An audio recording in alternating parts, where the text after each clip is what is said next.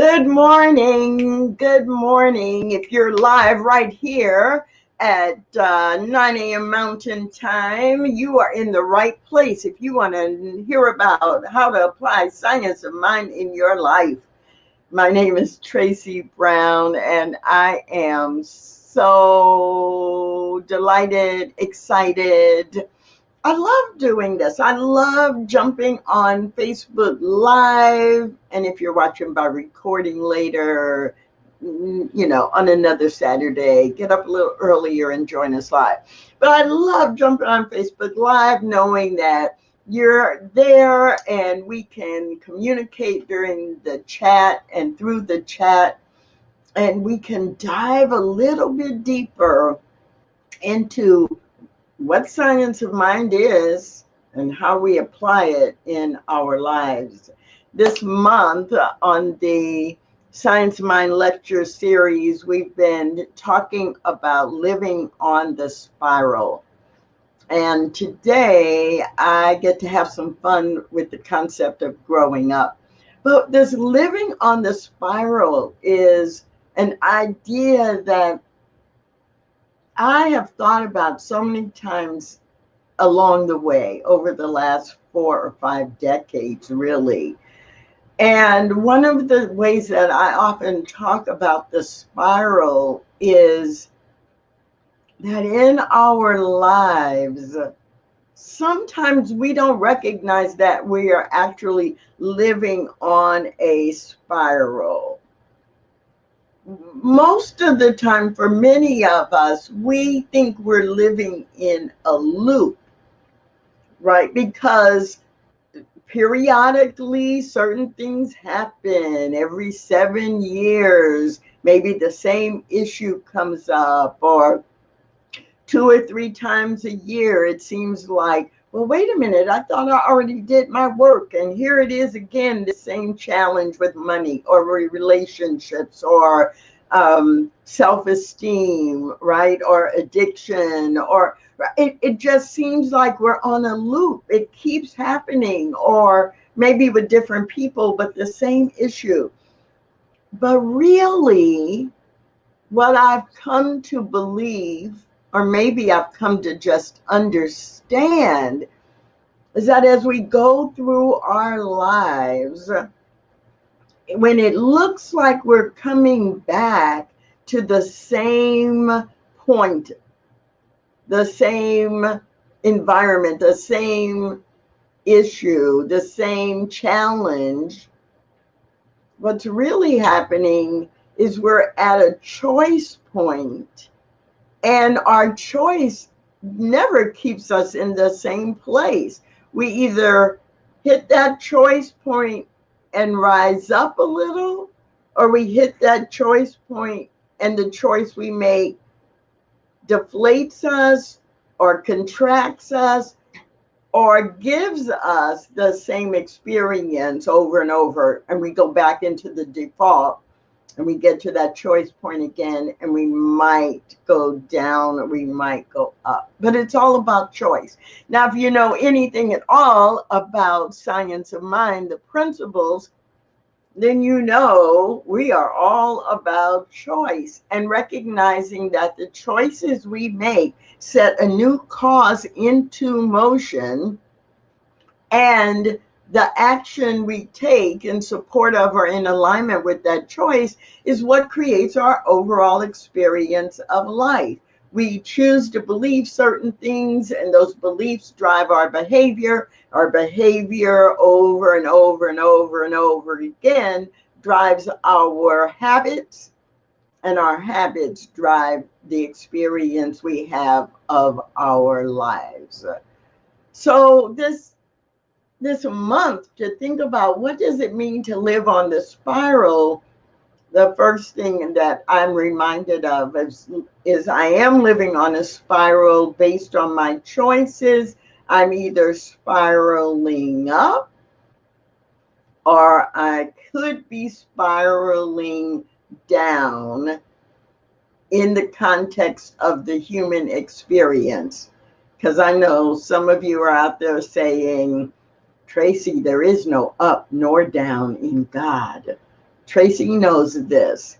But in our human experience, we judge whether we are moving up or down by how we feel and whether or not we are having the experience we want to have.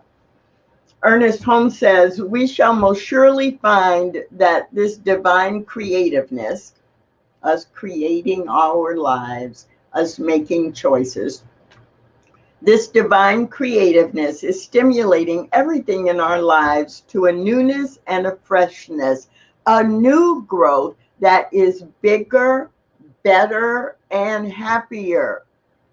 So if we are using and applying science of mind principles, we are utilizing or behaving in the context of the creative process.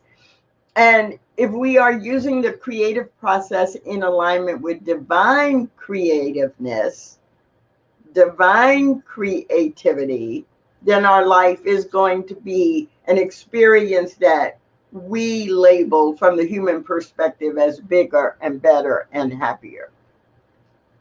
So I enter this conversation today around living on the spiral as I choose to recognize my life does not have to be a loop.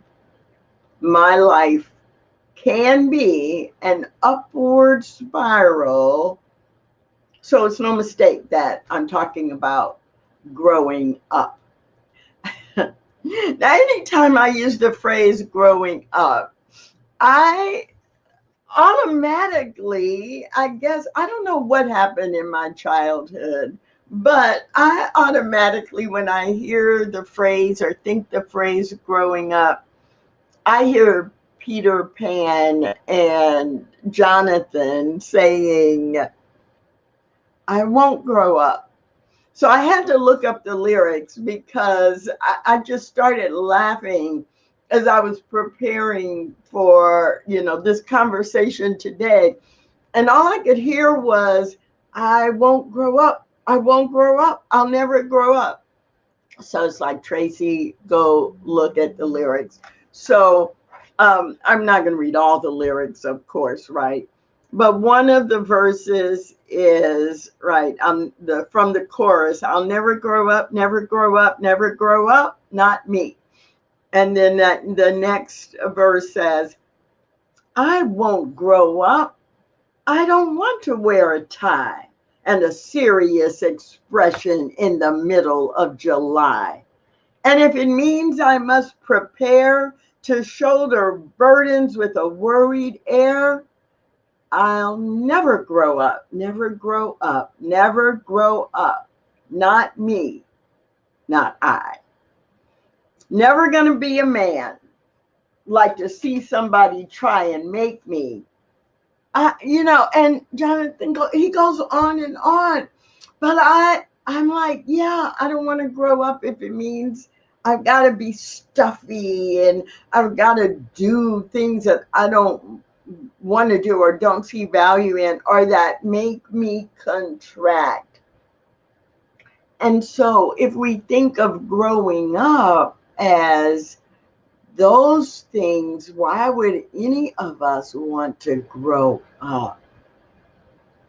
We don't want to do that, or we don't have to do that. Now, I'm not saying don't be responsible for your life. I'm not saying don't pay your bills. I'm not saying any of that. I choose to do those things because it gives me a quality of life.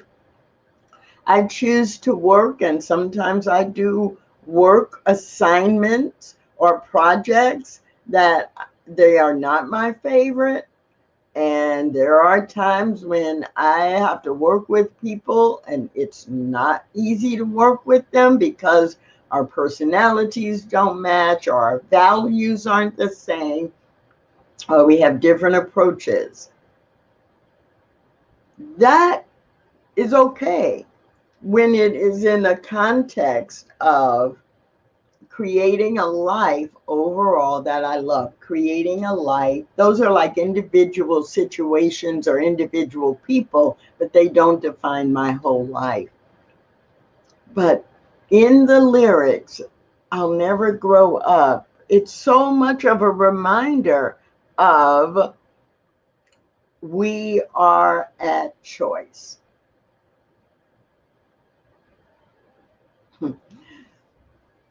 Sometimes we think of growing up as just about age. And I found this amazing passage written by Ernest Holmes. It's not in the textbook, but as I read it, and I'd read it before, but as I reread it a couple of days ago, I thought this is so pertinent to this conversation about growing up when we recognize that we're living on a spiral.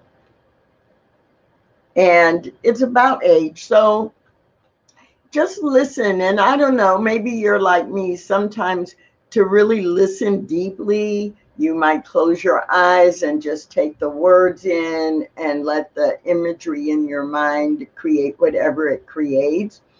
Or you can watch me read, whichever is your preference. And this is an excerpt from a book that, from a writing that Ernest Holmes wrote that I would love to have a copy of, but it was published in 1958. And the book title was Help for Today, and I've not seen it in print. So if you have a copy of it, you have a very valuable classic. So this is an excerpt from Help for Today. Nobody grows old by merely living a number of years. People grow old only by deserting their ideals. Years may wrinkle the skin, but to give up interest wrinkles the soul. Worry, doubt, self-distrust, fear, and despair. These are the long, long years that bow the head and turn the growing spirit back to dust. Whatever your years, there is in every being's heart the love of wonder, the undaunted challenges of events, the unfailing childlike appetite for what next, and the joy and the game of life. You are as young as your faith, as old as your fear, as young as your hope, as old as your despair. In the central place of every heart, there is a recording chamber. So long as it receives messages of beauty, cheer, and courage, so long are you young. When the wires are all down and your heart is covered with the snow of pessimism and the ice of cynicism, then and only then are you grown old. End of quote. Now, again, that's from a book that's out of print, Help for Today. There is a small section of that, the very first part of what I read, is actually it was included in Living the Science of Mind when that was compiled from a collection of Ernest Holmes' writings. And so in Living the Science of Mind, that very first part about nobody grows old by merely living a number of years, that is, but not the full quote. And I think this is our focus, and this is our opportunity. We want to grow up. And one way to think of growing up is to think of adding years to your life.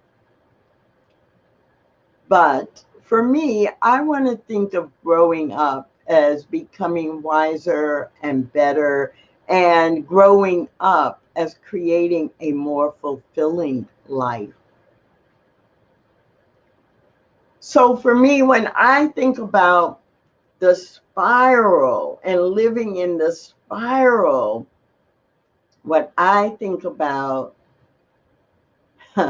what I think about is what Reverend Homer Johnson used to use as the intro statement for many of his prayers.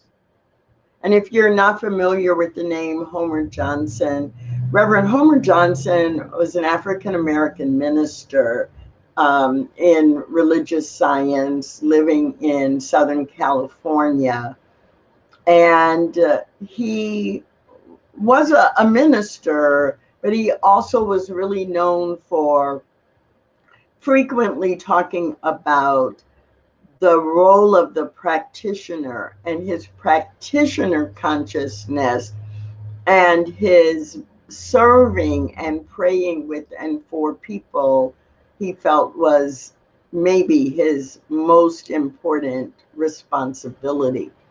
So when the fact that he began many, if not most, of his prayers with this phrase I'm getting ready to share with you, tells me a lot about who he was as he was living on a spiral and committing to growing up. So Reverend Homer Johnson often started his prayers with, "Let's go upstairs." And I love that. So when I think about living on the spiral and growing up, I want to think about, how do I ascend to a higher level? How do I grow and go upward on the spiritual spiral? How do I do what Ernest Holmes referred to in that excerpt in Help for Today? How do I have joy for the game of life? How do I make sure that I'm living in joy and faith and not in fear or despair? How do I make sure that the recording chamber in my heart is receiving messages of beauty and abundance and cheer and courage and peace and well-being, instead of all of the clamoring messages that we hear in the media, that we hear on Facebook or Instagram, that we get pushed into our systems by the news? I don't have to ignore all of that. I just have to go upstairs to a higher consciousness and fill myself with the spiritual attributes that are actually already within me. I am just watering them, nurturing them, and that is what takes me on an upward spiral. So let's go upstairs. Whether we are in formal prayer and spiritual mind treatment or not, let us ascend to the heights of spiritual living. We are centers for spiritual living, not centers for spiritual thinking alone, not centers for spiritual proselytizing, not centers for spiritual telling everybody else what they need to do, not centers for a spiritual bypass, not centers for a spiritual pretend. We are centers for spiritual living. And I hope you, like me, sometimes you slip. Sometimes you are not at your best. You're just doing the best you can. I mean, this summer has been a lot of that for me. I've been really, really busy. I probably, now in hindsight, not probably, in hindsight, I can see I said yes to a little bit more than was physically and emotionally and mentally doable. And as a result of that, in the last 8 weeks, there have been a lot of deadlines that I have missed. There have been a lot of situations where I just can't get back to people in a timely manner because of all of the things I'm juggling. And that's not like me. That's not like the Tracy that most people have engaged with. And I can see it. However, my choice as I'm living on the spiral and committed to growing up, my choice is to use my spiritual practice to remind myself that, oh no, actually, I am the begotten child. Actually, I was born of original blessing. Actually, from the tip of my toes to the top of my head, there are qualities and attributes within me that will not only get me through this, but that will get me through this as I realign myself with integrity and with all of the standards that I've set. And that this time was necessary for me to recognize limitations that I didn't know were there and to create healthier boundaries in the future. What's the alternative? The alternative would be to choose to beat myself up, to criticize myself, to be in judgment about how bad I am, to remind myself that, oh, I slipped, oh, I missed that, and to constantly feed myself a mental and emotional diet of failure, not good enoughness. Oh, you let these people down, they'll never trust you again. And if I feed myself that diet, I am creating a spiral that will take me downward at the worst. At the least, I would be creating the spiral that feels like the loop, because 3 months down the line or a year from now, when I'm at a decision point, or maybe I've missed a single deadline by a day, the message in my head would be, see, there you go. See, that's who you are. You messed up again. And it would feel like that never ending loop. But what I know, when I go upstairs and I ascend just a little bit and I am growing up, what I know is that every experience has a purpose, and Spirit's highest vision for me is to learn from whatever happens in this human experience and to expand from there, to evolve my life. So some of you know, very often in prayer, that phrase of life expressing, expanding, and evolving. I use that over and over, really for myself, so that I remind myself that whatever is happening is life expressing right here and right now in the way that it is expressing. And my responsibility is to expand my life. And I get to choose whether I expand my life for good and more good, or do I expand my life and increase the negative and the fear and the doubt and the distrust. But either way, I'm expanding my life. So let me choose how I want to expand my life. And the more I expand my life, I am evolving. Spirit is evolving itself in, as, and through me. With that happening, oh my goodness, I am growing up. So in a few minutes, I'm going to be curious, how are you growing up?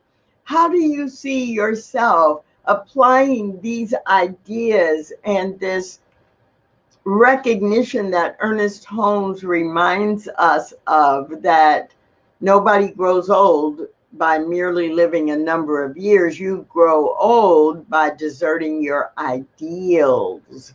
Where have you deserted your ideals? And you can feel your mind and your life contracting. And where have you instead replaced or constantly expanded being guided by spiritual ideals, and you find yourself growing upward, ascending, that no matter what the number of years are, your life just gets better and better and better. So I'm going to come to you and see what you have to say about that in a minute, but I'm going to tell you a little story about my own life. And it's really funny. It makes me smile when I think about way before I had the language that I'm using today to talk about this growing up, that for decades in my life, I was choosing spiritual growth and alignment with spiritual principles, sometimes consciously and sometimes not. So I was introduced to Science of Mind and to New Thought in 1986. Okay, we're going back a few years. And in 1986, I already had, some spiritual practices, and I'd been exposed to dozens of different spiritual paths. And I had a hybrid of practices that worked for me. So I didn't come into New Thought or religious science broken or, having fallen apart. So my journey was, I was coming in from a grounded place, and I was not 100% happy with my life, but I was just exploring and expanding. And so in 1986, when I came into New Thought, it was a good experience, and it was an expansive one. And it was one where I was really interested because I was being given language for things that I felt and knew and believed, but I'd never really heard anyone talk about it that way. And it's also interesting, the timing, because within a few months of coming into New Thought, there were some really big turmoils that were in my life that I had not anticipated. And so it did help me navigate that. But I'd already, had some big things happen a few years earlier. So from 1986 till about 1990, I was just on this expanded, wow, here's another way to think about this, or here's a way to describe what I already believe and I'm already practicing. And then in 1991, I started a business. And no negative drama. In fact, it was a great time in my life. It was exciting. And New Thought and Science of Mind just added to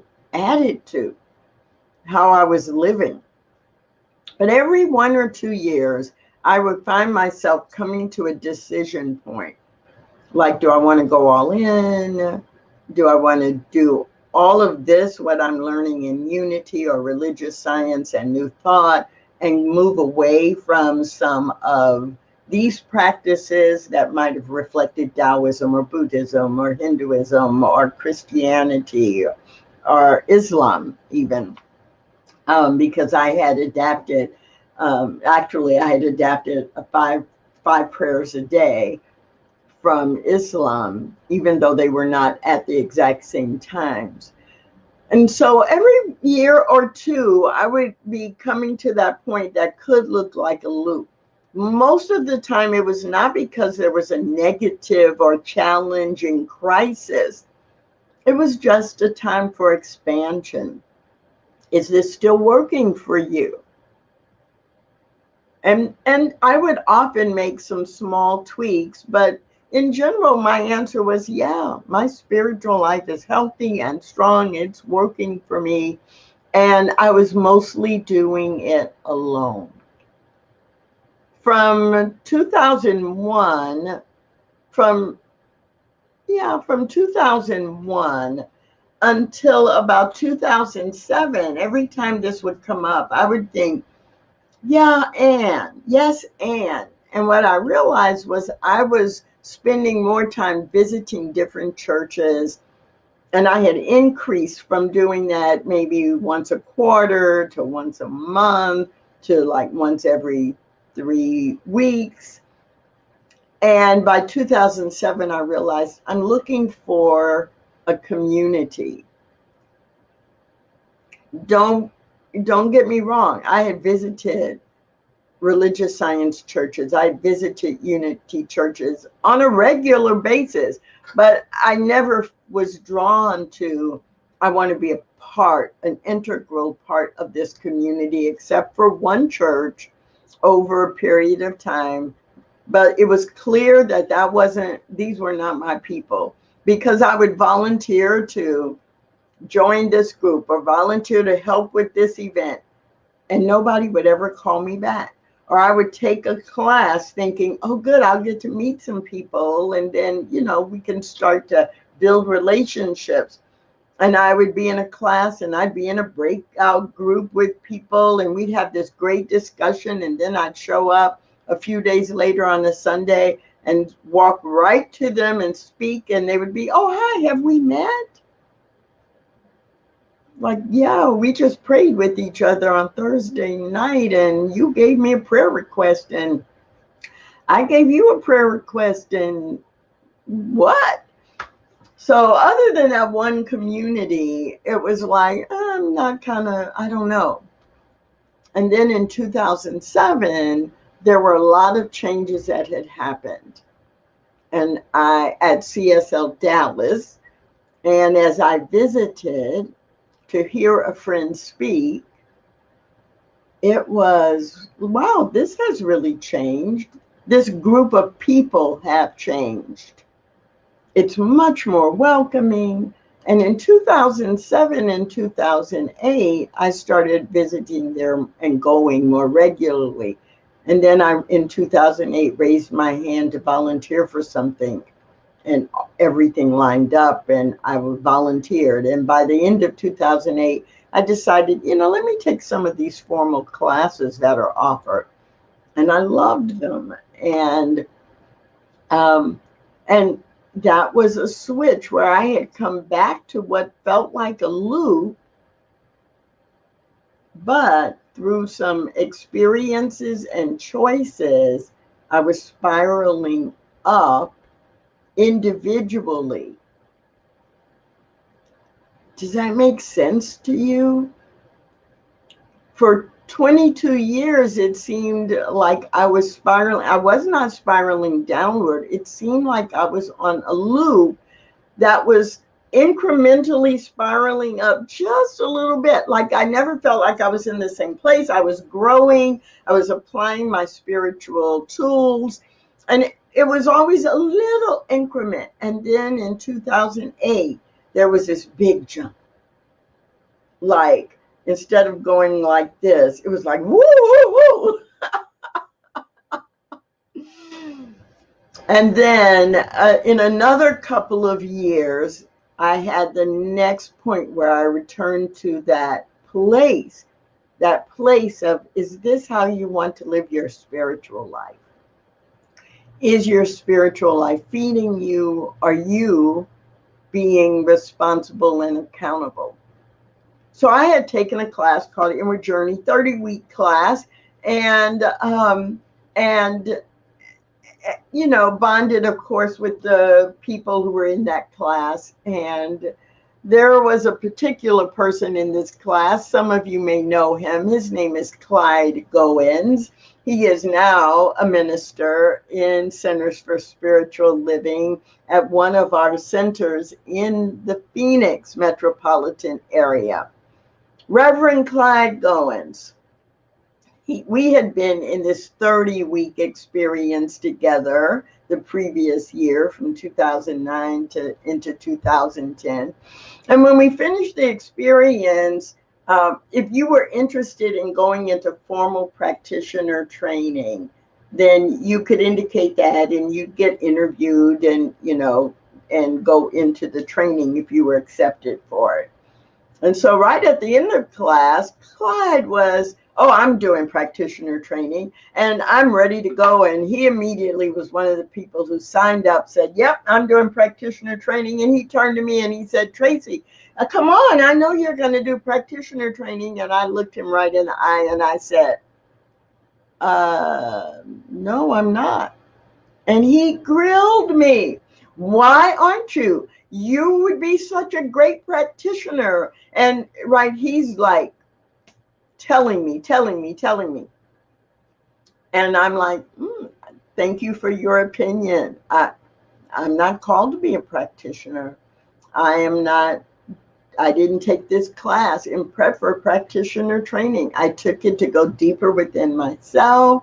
And, you know, in some ways that inward journey class was a lot cheaper than doing 30 sessions with a psychologist or a therapist, right? Kind of like 30 group therapy sessions to go deeper within yourself. And so I thought it was done. I was done. I was comfortable. And then Clyde Goins, with his persistence, about once a month, he would see me and he would be like, did you change your mind? You know you're supposed to be in practitioner training. I'm like, no, I'm not. I've checked in with myself. I am not supposed to be in practitioner training. So glad you're going into practitioner training. You're going to make a great practitioner and minister. And then after about 3 or 4 months, the persistent Clyde Goins sees me on a Sunday. It's about 2 weeks before practitioner training is going to begin. And he stops me, stands right in front of me, and looks me in the eye, and he says, why are you not doing practitioner training? Why are you not signing up for practitioner training? And I said to him, Clyde, we have been through this before. The only reason that for me to go into practitioner training would be if I wanted to teach certificated science of mind classes, or if I wanted to start an official science of mind study group. And I think there was a third reason that I don't remember. But as I'm saying to him, a little irritated that he keeps bringing this up, only this or this, there is a voice in my head saying, but you know, there are things that you have wanted to share about these certificated classes when you were taking them, and you could bring your teaching skills that you use out in corporate America to engage people in a model. And right, I'm like, what? I hear this, but I don't say it out loud.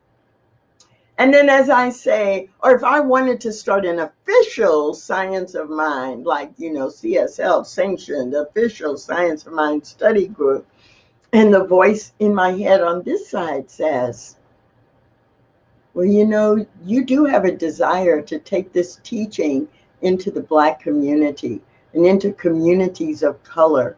And one way to do that would be to start an official study group in South Dallas or in Oak Cliff or in West Dallas. Go to a community of people that are not going to drive up to North Dallas to this area where CSL Dallas is located. And you know, Tracy, you could even maybe begin to build a study group online. I didn't say any of that to Clyde, but I realized in that moment, literally in a 30-second moment, that was not Tracy's analytical thinking, that was the whisper of intuition, the voice of God saying, now is your time. You're right. You weren't called to do it before, but you were called to show up in a different way. So all I said to Clyde Goins was, oh, all right, this conversation is over because it's not what you said to me. It's what God just said to me in my head. And I'll be sending Dr. Petra an email tomorrow asking her if she has time to interview me for the practitioner class that starts next week. Now, I hope you are laughing hilariously from this very long story about living on the spiral and growing up. I want to hear your examples, or if you have questions about how you can live on the spiral, how you can make that happen in your own life. So let's hear from you. What are you asking, or what examples do you have? This is so important for you to make this message your own.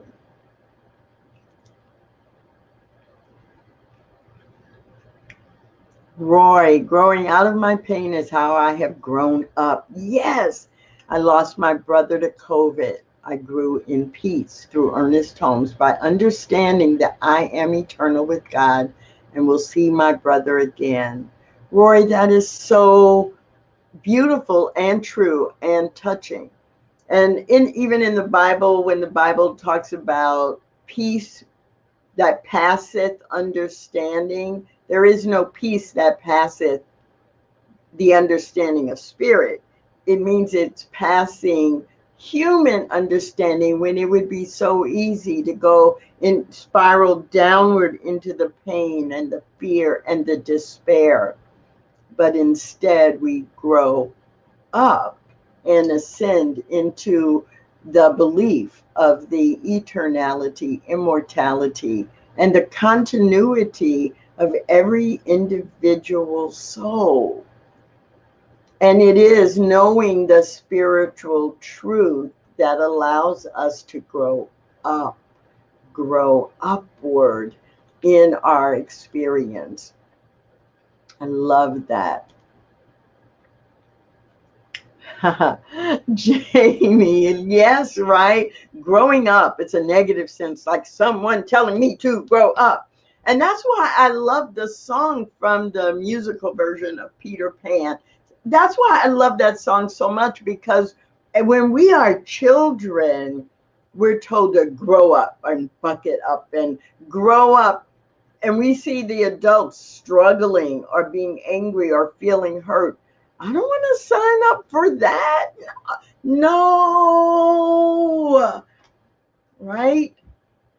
And so when we recognize there is a way to age without growing old and bitter and being a victim, then we are recognizing that at whatever numerical age we are at choice to create, to co-create, or to be in what Ernest Holmes talks about, expressing the divine creativeness. We can do that. We are responsible for doing it. No one else can do it for us. So I love your comments, and I hope that you are inspired to look at your own life and see, where are you experiencing what may look or feel like a loop that really is probably not a loop. You're probably inching up, spiraling up inch by inch, or spiraling down inch by inch. But where is it in your life that looks like a loop? And what will you do to move forward? What will you do to grow up? What will you do to recognize what choices you make that have you spiral up in loving yourself unconditionally? And what are the choices that maybe you spiral up 2 rings and then you start beating yourself up and having no confidence, or judging yourself, and you spiral down 2 or 3 rings. And then it's like the yo-yo, right? And how can you choose? How can I choose to consistently make more choices that have me spiral up, ascend? I don't want to make an equal number of choices that keep me in place or point me toward pain. It's not easy. I think that's the other thing. People think if I'm doing my spiritual practice and I get this stuff, then my life is smooth and nothing bad will ever happen. No, people we love die. Bosses change. Companies go bankrupt. I don't have control over that. All I have control over is how I respond to whatever's going on and what I choose and what standards I set for myself so that I am constantly ascending. So that's my challenge to you this week. It's a friendly challenge. Ascend. Go upstairs every day. Take a few minutes this coming week and really think about, oh, if my life is a spiral, how am I choosing to spiral up, ascend up? Read something from an Ernest Holmes book and ask, how can this help me grow up, not just age, as I go through my life? That's what I invite you to take on this week. And one of the ways that you can help New Thought Media Network spiral up and serve more people is to donate. Small donation, large donation, setting up a regular weekly or monthly donation. You have all of those options. But those of us who are doing the Saturday morning Science of Mind lecture series, and everyone else who is on the New Thought Media Network, we do this to serve you and to inspire you. And we do this through the New Thought Media Network because we want everybody, as many people as possible, to hear this message. And there's no better way to do that than by using social media and technology. So please consider giving a donation to the New Thought Media Network today or sometime this week, and then return all through the week. Oh my goodness, there's so much great programming on New Thought Media Network. But if you don't return during the week, join us next Saturday on the Saturday Science of Mind lecture series, where you will have the joy and the opportunity to engage with Reverend Michelle Wadley. And I'll be here listening to her and in the chat. So I hope to see you then. Have a great week, everybody.